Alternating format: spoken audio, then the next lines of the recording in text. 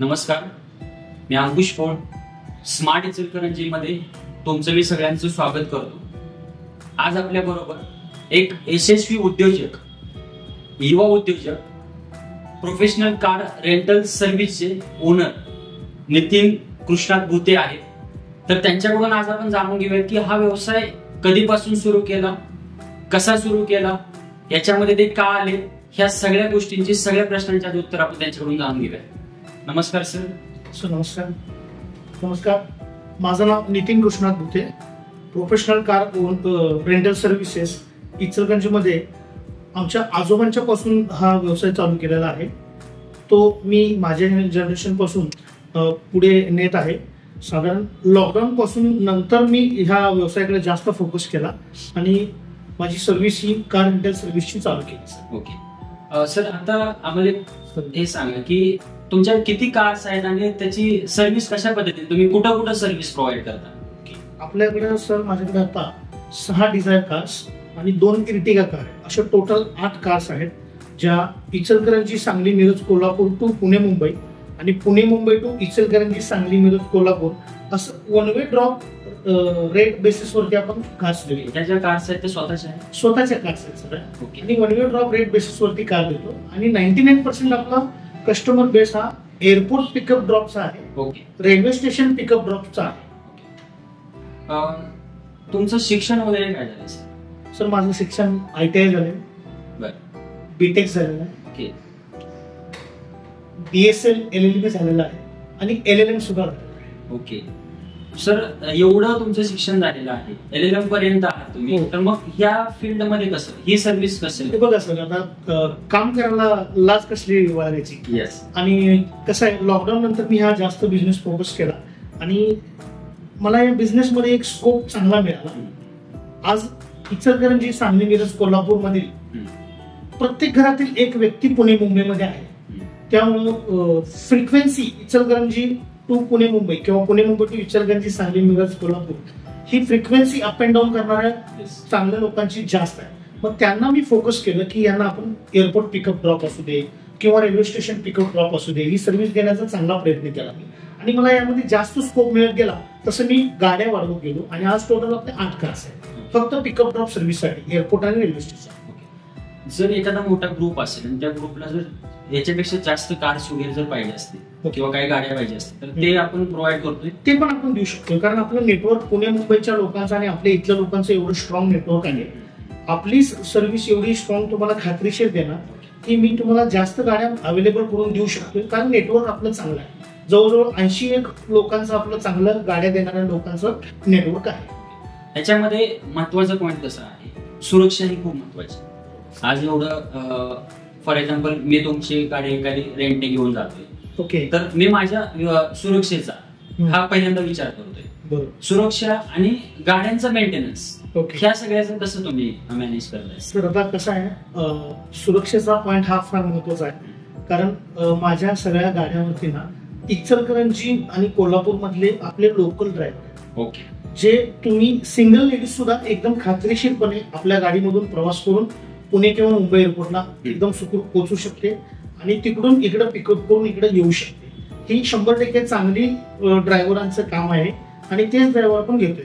आपण सर ड्रायव्हरची कोणती तक्रार असेल, कस्टमरने तक्रार केली तर त्या ड्रायव्हरला आपण ठेवत नाही. त्याला एका दुसरा चान्स द्यायचा, रिपेरी व्हायचा, सुधारायचा, नाहीतर मग त्याला कमी करायचं. असं करून फिल्टर केलेले ड्रायव्हर्स आपल्याकडे आज आहेत. त्यामुळे ही सुरक्षा आहे आणि गाड्यांचा रेग्युलर मेंटेनन्स पण आपण करत आहे. मी स्वतः पर्सनली लक्ष घालून मेंटेनन्स करत असतो गाड्यांचा. आता तुम्ही जे सांगितले हे पिकअप ड्रॉपचे, वन वे पिकअप ड्रॉप जे करताय, त्याच्यामध्ये आता पुण्याला जायचं म्हटलं तर जवळजवळ 3 ते 4 टोल लागतात.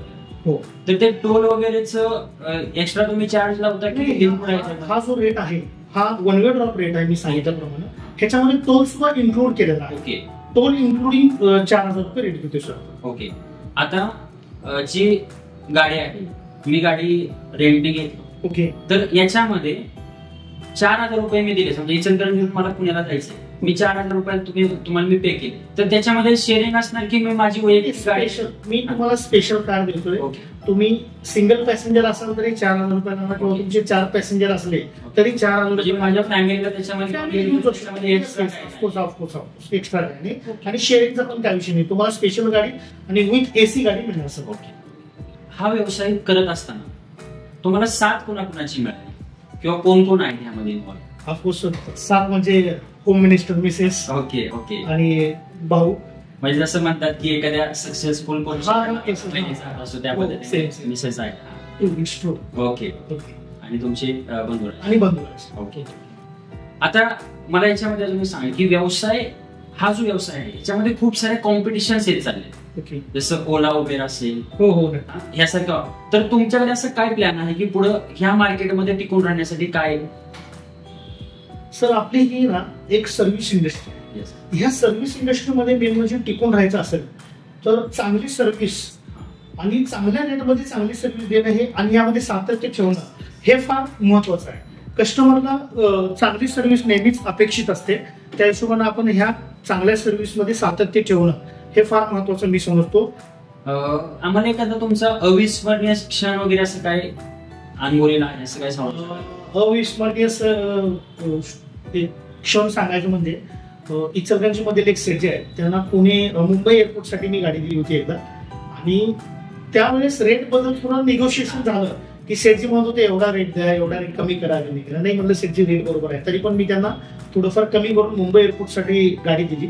आणि ज्यावेळेस त्या सेठजींचा ड्रॉप झाला तिथे, त्यांनी त्यांचं लगेज वगैरे डिकीमध्ये जे होतं ते घेतलं काढून आणि गाडी गेली बाहेर, एअरपोर्टच्या बाहेर गेली. मग एअरपोर्टमध्ये गेल्यावर त्या सेठजींच्या लक्षात आलं की आपली एक छोटी हँडबॅग आहे, ती हँडबॅग ड्रायव्हरच्या लेफ्ट साईडला दाराच्या याच्यामध्ये ठेवली होती. मग ती सेठजी मला लगेच फोन केला की आज नितीन त्या गाडीमध्ये माझी बॅग आहे, प्लीज पाहिजे. ड्रायव्हर फोन उचलायला लागला. त्यांचा मला फोन आल्यावर मी लगेच ड्रायव्हरला फोन केला की बाबा ते दुसरं पिकअप आहे, त्या कस्टमरला मी हँडल करतो, तू पहिले सेठजींची बॅग घेऊन दे. मग ते गाडी मी एअरपोर्टला तशी पाठवली आणि सेठजींची पहिला बॅग दिली, ज्याच्यामध्ये त्यांचं एअरपोर्टचं पासपोर्ट होतं आणि डॉलर्स करन्सी होती, जी मला वाटतं 50-60 हजारच्या आसपास असते इंडियन करन्सी. तर जे सेठजी मला 100-500 रुपयासाठी निगोशिएट करत होते, त्यांनी 1,000 रुपये ड्रायव्हरला टीप दिली की बुटीसाहेबांना सांग म्हणून पासपोर्ट मिळालं. तर मला लक्षात आलं असेल की विश्वासार्हता, आज जर हे मी आता ऐकत असताना असं म्हणजे माझ्या अंगावरती काटा येत होता की ह्याच्या गोष्टी तुम्ही सांगत होता त्यावेळेस. आता मला पुढचं एक हे सांगा की तुम्हाला तुमची एवढी सर्व्हिस चांगली आहे, आणि ऑफकोर्स मी तर वैयक्तिक तुमचं खूप नाव ऐकलेलं आहे इचलकरंजीमध्ये. ओके. मी तुमच्या कंटिन्यू तुम्हाला माहिती आहे, मी तुमचा चांगला कस्टमर आहे, भरपूर साऱ्या गाड्या आणि मी कस्टमर वगैरे पण तुम्हाला दिलेले आहेत. तर हे सगळे सर्व्हिस करत असताना तुम्हाला अवॉर्ड्स किंवा पुरस्कार वगैरे पण काहीतरी मिळाले, तेही आमच्या थोडं समजेल की काय काय तुम्हाला?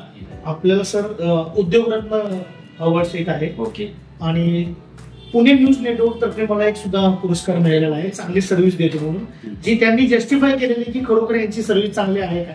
माझ्या कस्टमर्सना फोन करून त्यांनी फीडबॅक घेतलाय की यांची सर्व्हिस चांगली आहे काय. त्यांच्याकडून फीडबॅक घेऊन मग ते नॉमिनेशन मला मिळालं होतं, आणि तो कोल्हापूरला 16 पार पडलेला मागच्या एप्रिलमध्ये, त्यावेळेस मला तो अवॉर्ड दिला. कस्टमरच्या फीडबॅकवरून एक विषय मी तुम्हाला सांगतो, कारण एवढं यांचं जी सर्व्हिस आहे, काम एवढं प्रॉम्प्ट आहे, तुम्हाला जर एखादा टायमिंग दिलं, एखादी डेट जर दिली, तर त्यांच्याकडे त्या डेटला त्या टायमिंगला गाडी तुमच्या दारात असणार म्हणजे असणार, भले तुमचं आवडलेलं असू देत किंवा नसू.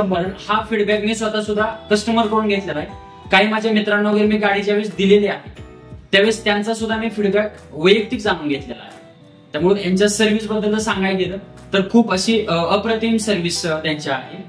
आता मला अजून सांगा की कस्टमर बेस तुमचा किती आहे इचलकरंजी आणि आजूबाजूच्या परिसरातला जर विचार? आता कस्टमर बेस आपला इचलकरंजी एरियामध्ये किंवा सांगली कोल्हापूर एरियामध्ये एक 15,000 ते 20,000 कस्टमर्स आपले आहेत, आणि त्यातले निम्म्याच्या वर रिपीट होत असतात.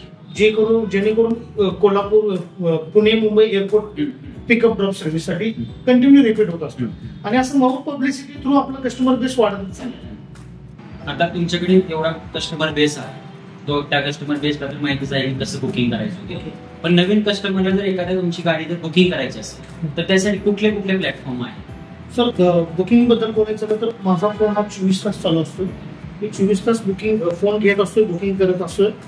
प्लस याच्या व्यतिरिक्त सोशल मीडिया नेटवर्क आहे किंवा माझी एक वेबसाईट पण आहे, ज्या वेबसाईटमधून मला तुम्ही जगाच्या पाठीवर कुठेही असला तर तुम्ही त्या वेबसाईटला क्लिक करून त्यामध्ये माझं सगळं प्रोफाईल तुम्हाला मिळू शकते आणि त्यामध्ये माझा नंबर आहे. तुम्ही मला त्या नंबरवरून लगेच कॉल करून केव्हाही 24 तास माझं बुकिंग चालू असल्यामुळे तुम्ही मला फोन केव्हाही करू शकता. सर आता समजा मी ऑनलाईन किंवा ह्याच्यावर बुकिंग केलं तर पुढची प्रोसेस कशी असते याच्यामध्ये? फक्त तुम्ही मला कन्फर्म सांगितलं ना मला गाडी हवी आहे तर मी ऍडव्हान्स पेमेंट काही घेत, मी फक्त बोलून तुम्हाला बुकिंग कन्फर्मेशन देतो आणि ट्रिप पूर्ण झाल्यानंतर तुम्ही मला पेमेंट दिलं तरी चालते, काही प्रॉब्लेम नाही. ऍडव्हान्स पेमेंट कधीही घेत नाही मी, ट्रिप पूर्ण झाल्यानंतर तुम्ही मला पेमेंट द्यायचं. असं कस्टमर देतात कारण काय होतं अनुभव बऱ्याच वेळा काय होतं कुठेतरी लेट केला आहे किंवा काहीतरी मध्ये 2 वेळा थांबला आहे, अशा टाइममध्ये काय होतं कस्टमर डायरेक्ट तुम्हाला फोन करतो, ओनरला फोन करतो. ओके की सर यांनी व्यवस्थित मला ट्रिपल दिला नाहीये, व्यवस्थित पोहोचलं नाही, अशा काही घटना घडतात? नाही तसं काही नाही. ते बाहेरचं सीएनजी गाड्यांची तशी तक्रार आहे, ज्या सीएनजी भरायला जर थांबल्या तर ते कंटिन्यू 1-2-3 तास करती नंबर येऊपर्यंत थांबायला लागतो. पण आपल्या सर्व डिझेल गाड्या असल्यामुळे काय प्रश्नच नाही थांबायचा, सीएनजी साठी थांबायचा काही प्रश्न नाही, सर्व आपल्या डिझेल गाड्या. इचलकरंजी मॅनचेस्टर सिटी आहे, या ठिकाणी जे येणारे कस्टमर आहेत, या ठिकाणी येणारे जे काही मशीन्स रिपेअर करण्यासाठी वगैरे बाहेरच्या देशातून पण लोक येतात. हो, तर अशा केसमध्ये बाहेरच्या देशातले काय बुकिंग वगैरे अशी होतात? आहे. माझे कस्टमर्स बेस आहे जे बाहेरच्या देशातून येणार, US, Canada, Japan, Africa, Dubai. जपानचे तर रेग्युलर कस्टमर्स माझ्याकडे आहेत. ते बाहेरून मला व्हॉट्सअप कॉलिंग करून बुकिंग करतात आणि मुंबई एअरपोर्टला लँड झाल्यावरती इकडे इचलकरंजी मध्ये आल्यावर एअरजेटच्या रिपेअरिंगसाठी किंवा इलेक्शनसाठी असेल तर त्या कामाने मी त्याच्यामध्ये कंटिन्यू 8 ते 10 दिवस बुकिंग असते. मग परत त्यांना मुंबई एअरपोर्टला ड्रॉपसाठी मी गाडी देत असते.